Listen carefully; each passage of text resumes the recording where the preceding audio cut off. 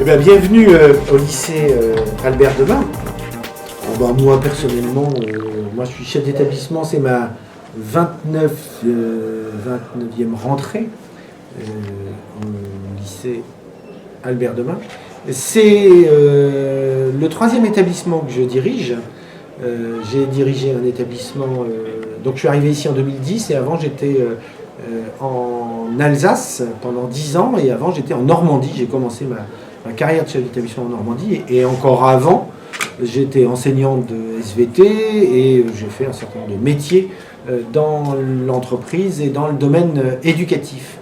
Et quand j'étais en Alsace, j'ai été président national pendant 5 ans, président de l'UNETP, l'Union nationale de l'enseignement technique privé, avant d'arriver donc dans cet établissement. Et actuellement, à la tête du lycée Albert Debain, j'en profite pour faire un peu de travaux de recherche dans l'enseignement technique et professionnel. Alors bonjour, je suis Vincent Morger, je suis conseiller d'éducation au lycée Albert Debain. Je m'occupe, mon rôle est de la gestion de certaines classes, la gestion de la sécurité d'un autre établissement avec certains collègues de vie scolaire. Nous sommes là pour la sécurité de nos étudiants, la gestion de tout ce qui est vie scolaire, absence, retard. Je vais vous présenter les différents milieux, secteurs de notre établissement. Donc on va aller faire le tour de l'établissement pour vous montrer un peu les différents secteurs.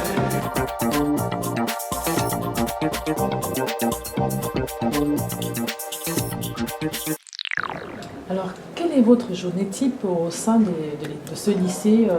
Comment vous organisez-vous avec tout cet ensemble d'élèves, d'étudiants, du personnel exactement? C'est surtout mon assistante de direction qui organise ma journée. Elle est composée à la fois du suivi d'un certain nombre de réunions ou d'entretiens à l'intérieur de l'établissement, donc suivi de l'ensemble des étudiants, sachant que il y a plus de 1500 jeunes dans l'établissement qui sont dans des formations sous statut scolaire, en contrat d'apprentissage, en contrat de professionnalisation, ou qui sont aussi des adultes en formation. Donc il y a, vous imaginez, un certain nombre de réunions, d'organisation et de suivi de l'ensemble de ces jeunes en formation. Et puis, évidemment qu'à la tête d'un établissement technique et professionnel, il faut avoir des relations à l'extérieur avec toutes les organisations professionnelles ou même les entreprises. Donc, très nombreuses rencontres avec des chefs d'entreprise et avec des responsables des organisations professionnelles. Et enfin, évidemment, les institutions, que ce soit le Conseil régional, les deux grosses institutions avec lesquelles on est en relation, bien sûr. Il s'agit du rectorat et du Conseil régional. Mais mes anciennes responsabilités nationales et le travail de recherche que je fais actuellement font que je suis aussi en contact avec le ministère de l'Éducation nationale, essentiellement sur le plan pédagogique. On montre les cuisines, la cuisine pédagogique.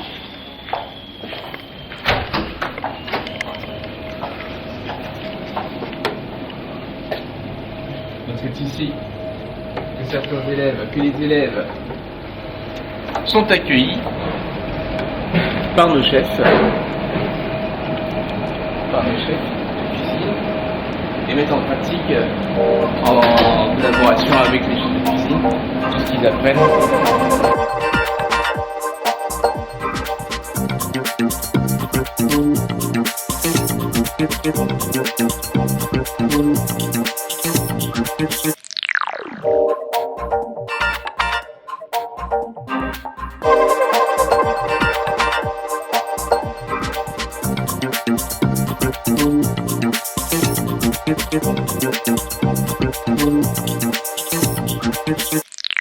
Et actuellement, quel est le profil d'étudiants qui viennent ici pour pouvoir se performer et pouvoir être dynamiques et aptes sur le milieu entrepreneuriat et professionnel en entreprise?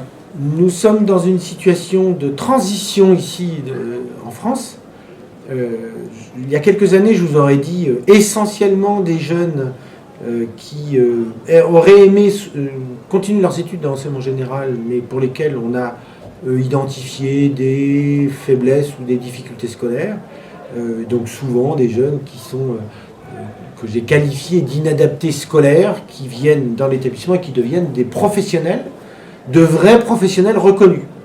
Ça, c'était avant la mise en place de la transformation de la voie professionnelle, qui a tendance actuellement en France à changer un petit peu le profil. C'est-à-dire qu'on voit arriver de plus en plus des jeunes qui font le choix de venir suivre des formations professionnelles, professionnalisantes, leur permettant un véritable développement, parce qu'ils se rendent compte qu'il y a une évolution un petit peu dans le profil de ce que les entreprises demandent, et qu'il y a un retour, un début de retour vers la formation professionnelle. En tout cas, il y a une prise de conscience des institutions, au niveau de l'État, au niveau des organisations professionnelles, au niveau des entreprises, puisque les entreprises aujourd'hui, on est dans une situation de quasi plein emploi, même si on a encore un taux de chômage important. Pourquoi le taux de chômage est important? Parce qu'il y a un décalage entre la formation initiale et le besoin de l'entreprise. Donc il y a une prise de conscience des jeunes et des familles qui fait qu'il y a une petite évolution, mais ça reste encore timide. Ça reste encore timide. De qualité et un service également.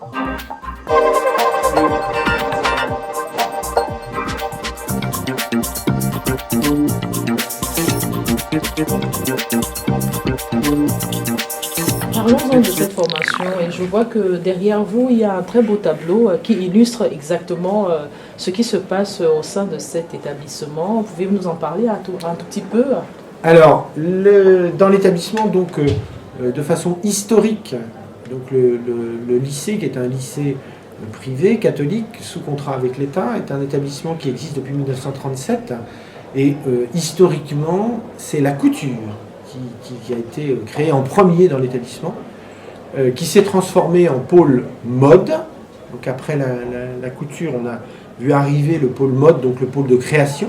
Bonjour, je me présente, je m'appelle Madame Lucas. Je vous présente aujourd'hui ma classe de seconde bac pro MMV, métier de la mode et du vêtement. C'est leur première année puisqu'ils sont en seconde. Ils rentrent tout juste de stage et donc nous reprenons sur le sujet du moment qui était un petit top à faire en broderie anglaise. Nous travaillons aujourd'hui sur ce qu'on appelle la partie dessin technique. Voilà, où ils doivent visualiser comment est conçu le vêtement, tout simplement à l'aide de sections et donc de dessins techniques. Est-ce que vous voyez? Hop, hop, là j'ai bien mon surprise de chaque côté et surtout ma piqûre au milieu. Parce que là j'ai pas l'emplacement de ma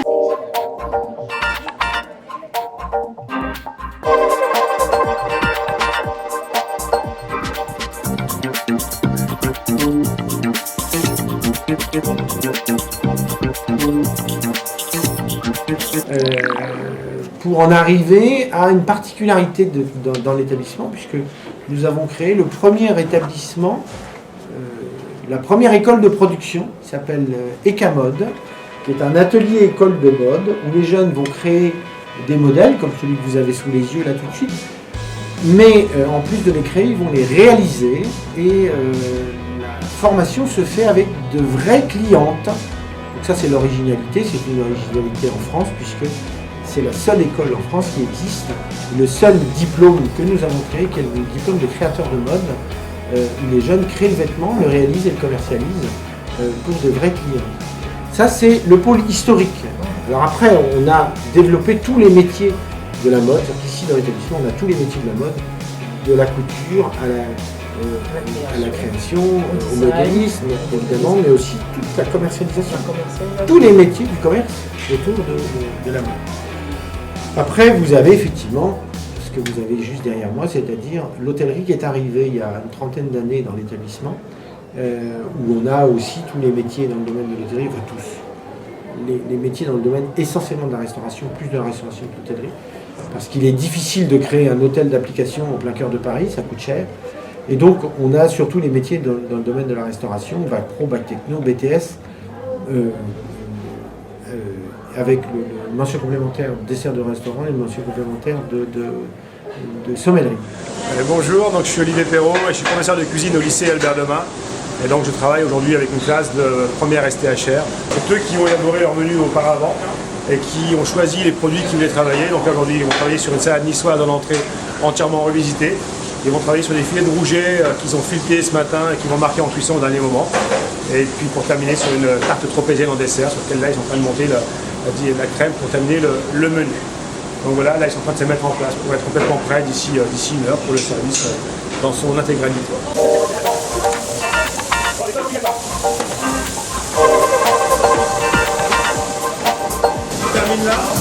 Tu le mets un petit peu après de côté, tu fais juste de cuire, tu mets ta couvercle dessus. Ça, tu vas l'arrêter, tu vas le tripler, tu vas le mettre en fil de refraction. La laitue, tu vas la mettre de côté là maintenant, tu vas arrêter ton menu et tu vas juste mettre ta choucroute mixeur derrière. On verra si on le crème ou pas. Qu'est-ce que tu penses? Tu penses qu'il faut le crémer ou pas, toi? Ouais. Mais par rapport à la séquence là, c'est bien la crémer ou c'est pas bien? Je pense que la crème, ça va avec le plat niçois.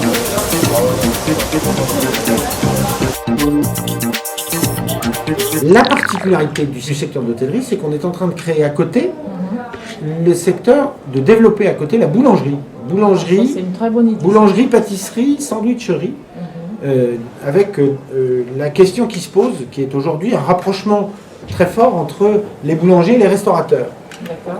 Essentiellement autour de la restauration rapide.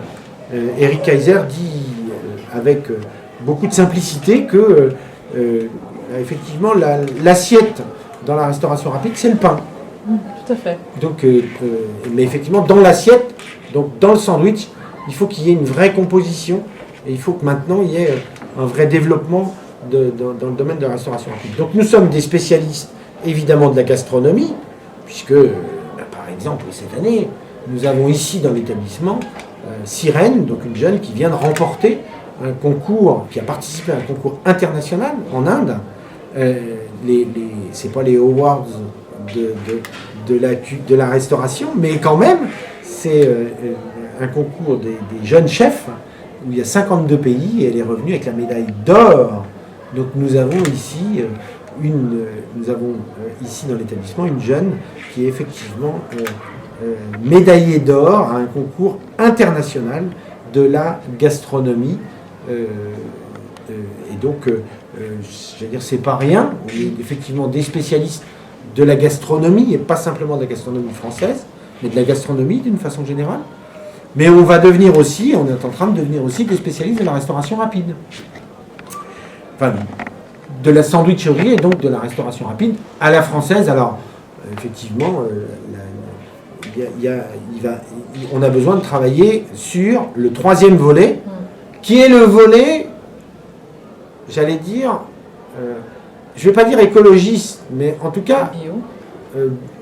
Et je ne sais pas si c'est bio, mais en tout cas, un volet où on est dans de la responsabilité de consommation. Voilà, de la gastronomie responsable, on va dire. Oui, tout à fait. On a créé dans l'établissement donc un petit vignoble, puisque nous faisons notre production de vin.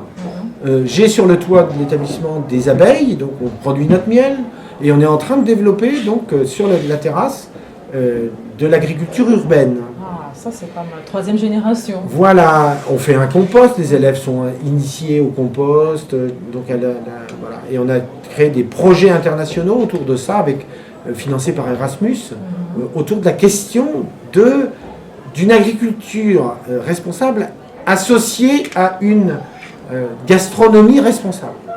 Donc ça c'est le troisième volet et les jeunes ils sont très intéressés par cette nouvelle conception de la gastronomie où on essaie de faire des choses responsables. Alors je fais très très attention à tous les propos que j'utilise parce qu'il ne s'agit pas d'exclure comme peuvent le faire la tendance végane où on dit il faut plus. C'est pas du tout ça. C'est pas pareil. C'est pas du tout ça. On est dans une conception responsable de la gastronomie. Mais on n'exclut rien. Il ne s'agit pas d'exclure des produits en disant comme les Français sont intéressés par tel type de produit. C'est pas ça. Il s'agit que les jeunes apprennent à utiliser intelligemment et de façon responsable les produits autour des circuits courts ou autour de l'utilisation intelligente des produits. Ah, tout ça est très très beau. Et puis après, il y a encore tout le secteur, Oui. un petit secteur industriel dans l'établissement, toujours sur la question du développement durable, STI 2D, donc sciences et techniques industrielles, développement durable. On a dans l'établissement une imprimante 3D, et on est en train de travailler sur ces questions-là. Et puis, donc on est sur l'innovation aussi, l'innovation technologique. Et puis, enfin, évidemment, tout le secteur tertiaire, évidemment qu'à Paris, avec tous les sièges sociaux qui peuvent exister, on a besoin de développer des compétences de jeunes autour de la comptabilité gestion, du marketing et de toute la gestion RH. Donc c'est moins spectaculaire, si je puis dire, mais c'est tout aussi important. Évidemment, il est important de travailler autour de la question du commerce ou du marketing, ou bien de la comptabilité gestion. Bonjour, je suis Sophie Ruel, donc je travaille au lycée Albert Demain depuis 6 ans et je suis au poste de standard agent d'accueil. Donc j'accueille tous les jours les personnes qui viennent physiquement au bureau, au lycée, et également donc, les appels téléphoniques, toutes sortes d'appels, des appels qui concernent les inscriptions pour les années futures, des appels de parents d'élèves par rapport à leurs enfants. Mon rôle est un petit peu de transférer, de déjà filtrer les appels, ensuite de transférer et de passer les appels aux bonnes personnes, de répondre aux parents aussi au niveau de leurs attentes, qu'elles soient au niveau scolaire ou autre chose, de rassurer quelque part les parents aussi au niveau de leurs demandes. Et le mieux que je puisse faire, c'est de passer les appels par rapport à mes collègues, si je ne suis pas en mesure de répondre à leurs demandes. C'est-à-dire que je vous dirais plutôt l'appel la plus calme serait l'appel de la Toussaint, puisque là on a fini le gros des inscriptions. On n'a pas tout à fait commencé les prochaines. Après, les inscriptions chez nous commencent dès le mois de janvier et s'étendent toute l'année. Du coup, il n'y a pas vraiment de moment de calme. Mais c'est très très bien, donc c'est très actif. Donc il y a beaucoup d'appels, donc on enseigne les parents. On organise également des journées portes ouvertes, au moins 2 par année, donc pour toutes les filières. Et là, avec toute l'équipe pédagogique, les élèves et nous-mêmes, les personnes qui m'accompagnent au secrétariat, donc on accueille les familles, on les renseigne sur les inscriptions, sur les filières que nous proposons, sur nos formations. Alors, le numéro de téléphone du lycée, le 01 43 06 33 09. Là, je montre la petite fiche de préinscription qu'il faut que les parents remplissent. Et il faudra bien entendu les documents qui vous sont demandés. Et ensuite, nous vous répondrons très très vite pour vous proposer aux familles de les rencontrer. On rencontre généralement toutes les familles, donc accompagnées de l'enfant bien entendu. C'est principalement quand même des élèves qui habitent en France, mais on a des candidatures d'élèves qui viennent d'autres pays aussi, qui viennent d'Afrique ou d'Asie. Donc on a des candidatures également.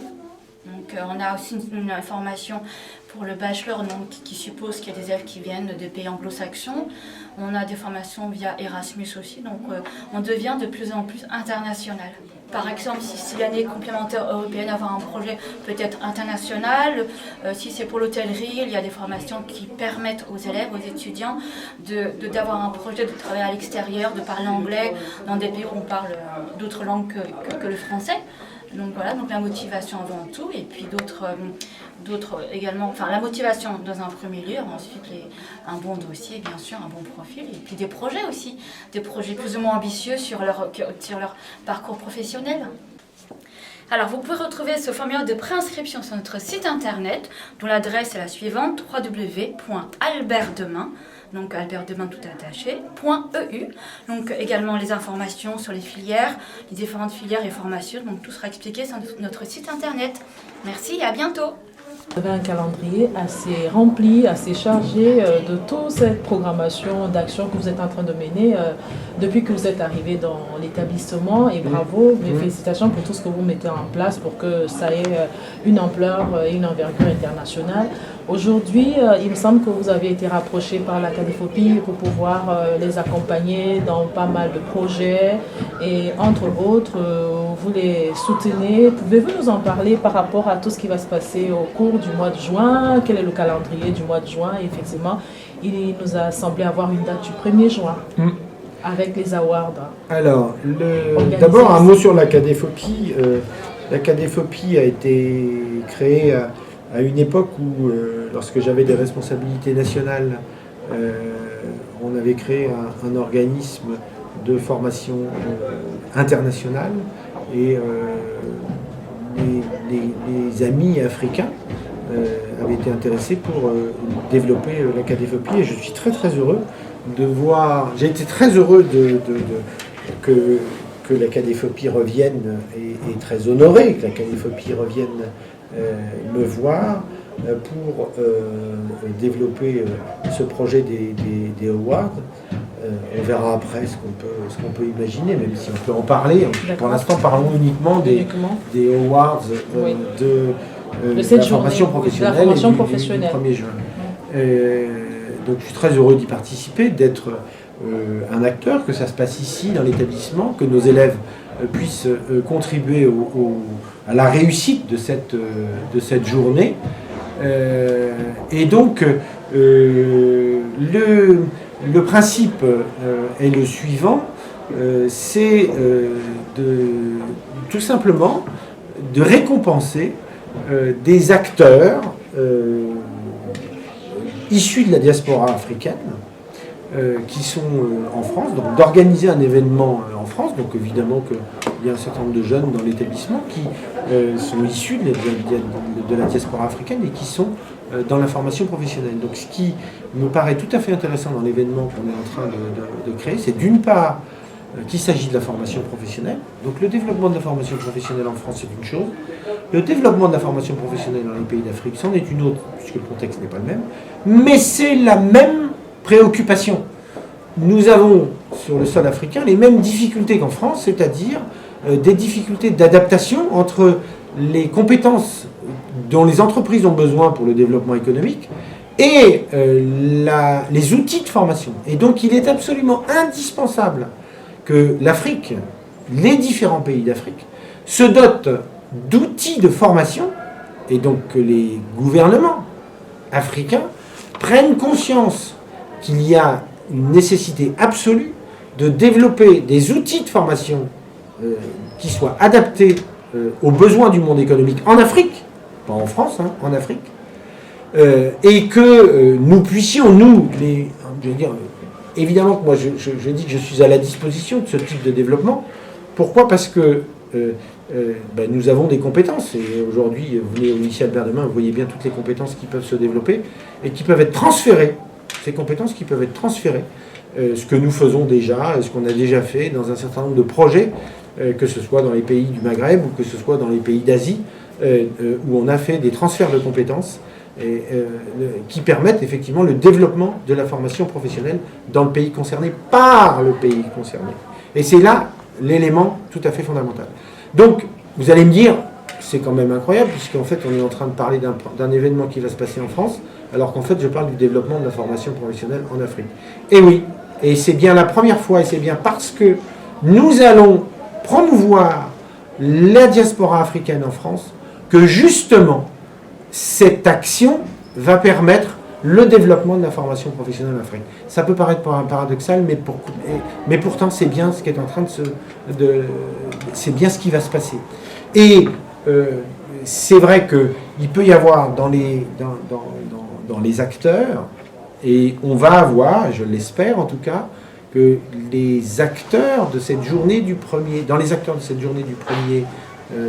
juin, il y aura évidemment les responsables de la KDFOPI, bien sûr, qui sont les moteurs du système, mais il va y avoir surtout des invités et des visiteurs, si on peut dire, des différents pays d'Afrique, des différents gouvernements des pays d'Afrique, qui vont venir assister à cet événement, va être un événement où nous allons récompenser la diaspora africaine, mais on va le faire avec les représentants des gouvernements des pays concernés. Ça me paraît tout à fait fondamental. En tout cas, c'est l'objectif que la KDFOPI a exposé ici et auquel je souscris complètement. Et je suis très heureux que le lycée Albert Demain soit associé, donc les jeunes du lycée Albert Demain puissent être associés à cet événement, qui est pour moi un événement tout à fait clé et tout à fait fondamental, qui derrière va pouvoir permettre de développer, enfin en tout cas d'aller dans le sens du transfert de compétences dans bien des domaines, en tout cas les domaines qui sont les domaines indispensables au développement économique des pays d'Afrique. Écoutez, nous sommes très honorés d'apprendre cela et de savoir qu'on a un digne représentant de cet établissement qui est vous-même en personne pour pouvoir accueillir cet événement ici, orienter les pays, aider, accompagner et soutenir ces pays d'Afrique aujourd'hui qui ont vraiment une ouverture et une possibilité de pouvoir faire cette coopération avec vos établissements ici, parce que étant donné qu'il y a une réelle problématique au niveau de la formation professionnelle en Afrique et que cette formation parfois qui est faite en Afrique n'est pas adaptée à ces pays européens, c'est déjà une bonne initiative de votre part de dire et de conseiller à la jeunesse africaine issue de la diaspora, même qui est déjà sur le territoire français et qui travaille pour pouvoir mettre en marche une émergence nouvelle pour la génération future. Parce que ne pas être formé, c'est être à l'absence de toute capitalisation intellectuelle. Et quand on ouvre les portes comme ça au sein de ce lycée pour accueillir ce genre d'événement, on ne peut que vous dire merci monsieur, merci de tout ce que vous faites pour ce continent, merci pour votre imprégnation à l'intérieur de cette programmation qui sera faite le 1er juin 2019 à Paris, en plein Paris, au cœur de Paris, dans le 7e arrondissement. Nous sommes heureux de vous avoir eu ce matin et nous avoir accordé cette possibilité de vous inviter. Merci beaucoup. Il faut juste ajouter une petite précision. Cet accueil, on va le faire avec un autre établissement. Ah oui, tout à fait. L'établissement Jeanne La Lorraine, qui est un établissement aussi de la Compagnie des Filles de la Charité de Saint-Vincent-de-Paul. Et je me permets de le dire parce que la congrégation qui est à l'origine de l'établissement que j'ai cité tout à l'heure est une congrégation qui a une dimension internationale puisque les filles de la Charité de Saint-Vincent-de-Paul sont présentes dans le monde entier, pas uniquement dans le domaine scolaire, mais aussi dans d'autres domaines qui sont le domaine de la santé ou le domaine social.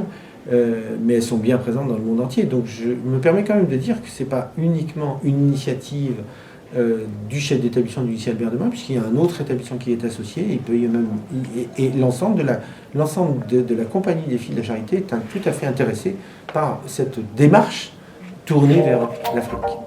Merci beaucoup.